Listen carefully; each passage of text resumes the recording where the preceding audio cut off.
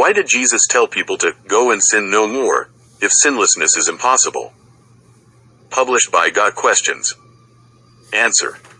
There are two instances in the New Testament when Jesus told someone to sin no more, and they were each under very different circumstances.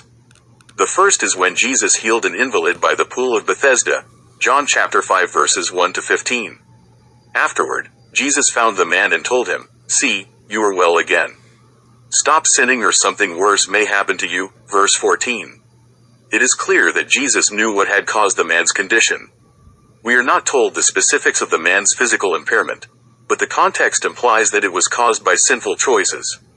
Jesus warned the man that he had been given a second chance and that he should make better choices. If the man returned to his sinful behavior, he would have wasted the opportunity Jesus gave him to live whole and forgiven. The second instance is in the account of the woman taken in the act of adultery, John chapter 8 verses 3 to 11.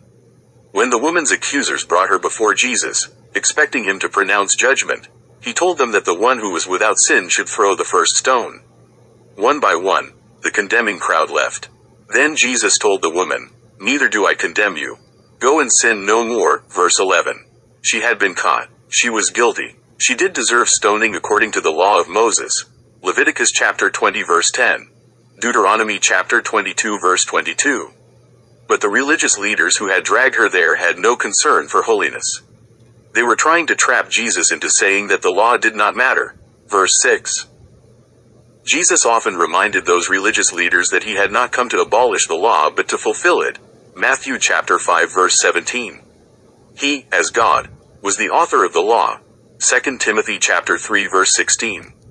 The Pharisees focused on the letter of the law but missed the true spirit of it, which is given in Galatians chapter 5 verse 14. The whole law can be summed up in this one command: love your neighbor as yourself. When Jesus refused to condemn the woman, he was not minimizing the importance of holiness. He was offering her the same kind of forgiveness he offers every one of us. Acts chapter 3 verse 19.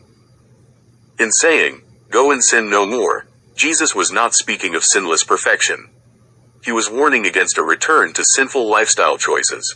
His words both extended mercy and demanded holiness. Jesus was always the perfect balance of grace and truth. John chapter 1 verse 14. With forgiveness comes the expectation that we will not continue in the same path of rebelliousness. Those who know God's love will naturally want to obey him. John chapter 14 verse 15. When we turn to Christ and receive his forgiveness, we experience a heart change.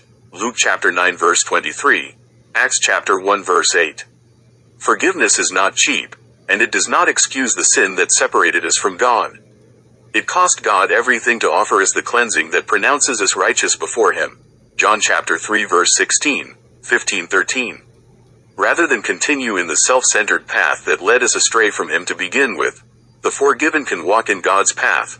Luke chapter 14 verse 27. A move toward God is a move toward righteousness, purity, and holy living. 1 Peter chapter 1 verse 16. Romans chapter 8 verse 29. We cannot experience the transforming power of forgiveness without being forever changed. It goes without saying that the woman caught in adultery did not return to her infidelity. She had met Jesus. She would not be perfect. No one is, but she was forever changed. Her eyes had been opened to the depravity of what she was doing. Sin no longer held the appeal it once did. When we meet Jesus, sin no longer holds its fatal attraction. Grace changes things. Shall we go on sinning so that grace may increase? By no means. We are those who have died to sin. How can we live in it any longer? Romans chapter 6 verses 1-2. When we are born again. John chapter 3 verse 3. The power of the Holy Spirit breaks the power that sin once had over us. Romans chapter 6 verse 6. Once we lived only to please ourselves, but when we have been forgiven, our motivation changes. We now live to please God. Galatians chapter 2 verse 20. It should be the goal of every Christian to sin no more, although we recognize that, while we are in the flesh, we will still stumble. 1 John chapter 1 verse 8. God's desire for each of us is to be holy as he is holy. 1 Peter chapter 1 verse 16. We still sin, but sin is no longer a lifestyle choice. 1 John chapter 3 verses 9-10. When we fail, we can come to God and ask forgiveness. 1 John chapter 1 verse 9. 1 Peter chapter 4 verses 1 to 2. And if we are truly God's children, He will correct us, disciplining us when we need it. Hebrews chapter 12 verses 6 to 11. His work is to conform us to the image of His Son. Romans chapter 8 verse 29.